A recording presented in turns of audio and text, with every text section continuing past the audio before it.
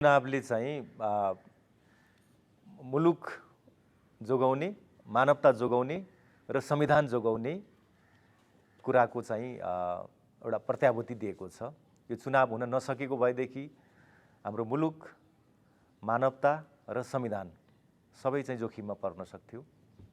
अब हामीले चुनाव गरेका छौँ र चुनाव पनि निष्पक्ष चुनाव गरेका छौँ। चुनावी सरकारले सुदृढ चुनाव गरोस् भन्ने अपेक्षा थियो। हामीले पहिलाको भन्दा गुणस्तरीय चुनाव गरेका छौँ, सुदृढ चुनाव गरेका छौँ। यहाँहरू सबैलाई थाहा छ यसपालि चाहिँ रगतको एक थोपा पनि बगेको छैन चुनावको क्रममा र हाम्रो सरकार गठन भएदेखि नै राजनीतिक हिंसाबाट रगतको थोपा पनि बगेको छैन।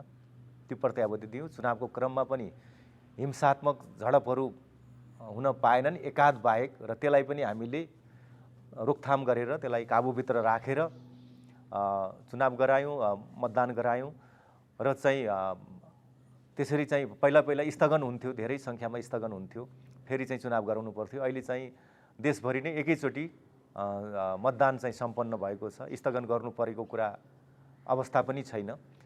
यो सबै कुरा चाहिँ हामी एउटा राजनीतिक सुशासनको लागि यति अब मानकहरू चाहिँ हामीले बढाउनै पर्छ, मानक बढाउनुपर्छ, हाम्रा मानकहरूलाई सुदृढ गर्नुपर्छ ताकि चाहिँ भविष्यमा आउने सरकारले पनि ती मानकहरू भत्काउन नसकोस्, त्योभन्दा ती मानक घटाउन नसकोस् भन्ने नयाँ लक्ष्यका साथ हामीहरू लक्षित नतिजा त्यो तहको लक्षित नतिजाको हामीले एउटा चाहिँ अपेक्षा राखेर यो काम गरेका थियौँ। हजुर।